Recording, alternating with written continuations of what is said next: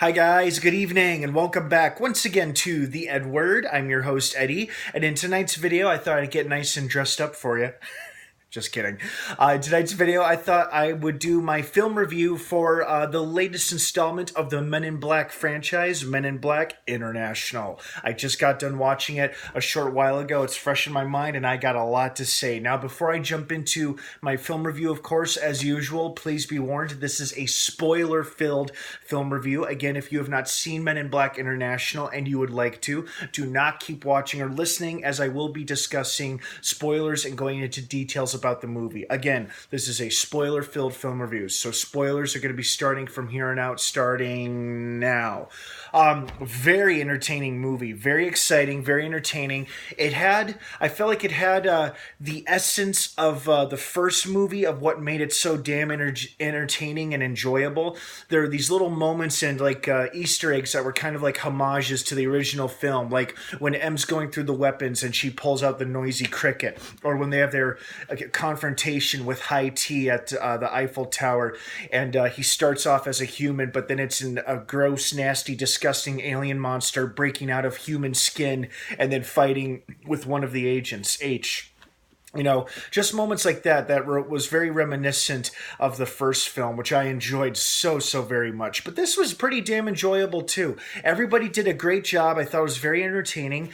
I thought it was interesting that they blended the sci-fi comedy genre with the espionage thriller genre. Not necessarily a thriller per se, but it definitely had the vibes and the tone of an espionage film, because these guys are out to discover a mole in the MIB organization. They're labeled as rogue agents, and they're not really sure who to trust. And the alien emissary who's dying, who gave his life to protect the super weapon that could save Earth, wasn't sure who he could trust either. And there was something about H. I had suspected that H was going to be a member of the Hive, and he himself didn't know it until it was too late.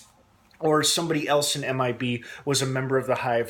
Because the fact that they didn't show what happened at the Eiffel Tower in the opening scene, and it's just a burst of light, we don't know what actually happened, was really suspicious. And the fact that our main bad guys were shapeshifters was also very suspicious.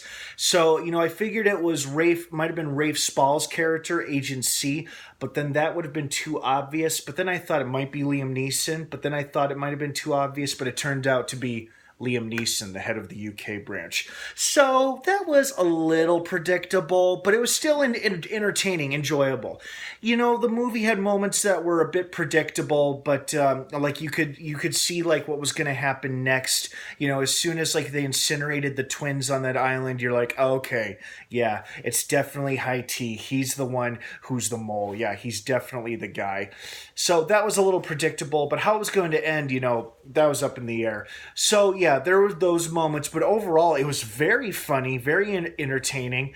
I really loved the chemistry between Tessa Thompson and Chris Hemsworth, although I felt like it was slightly stronger in Thor Ragnarok, but this was still pretty damn good.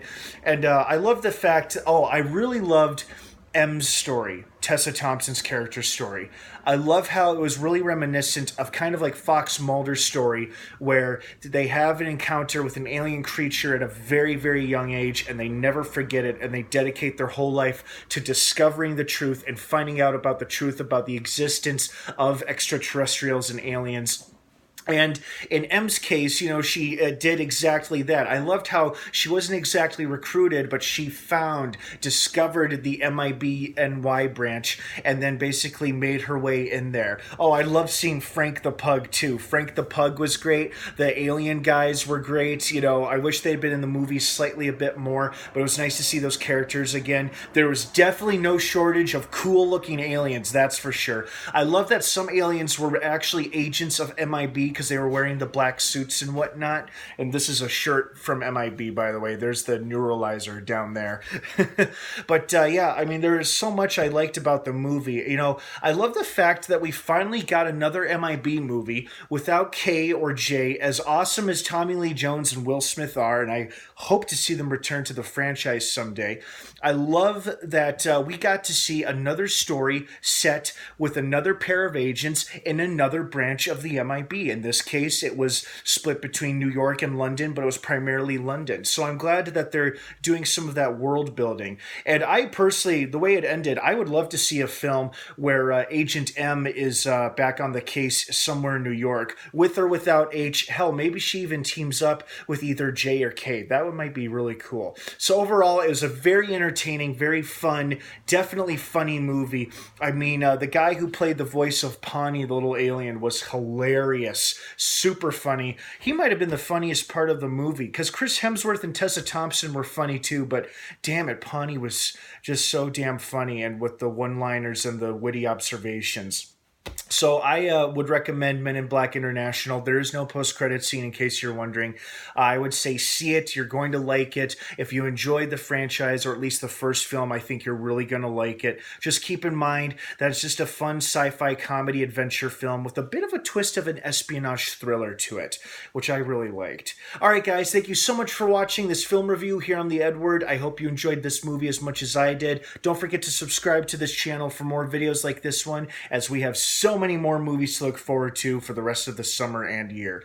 Have a wonderful rest of your night. Men in Black International is now playing in theaters. Go check it out. It's a lot of fun. Have a good night, guys. And of course, until next time, may the Force be with you.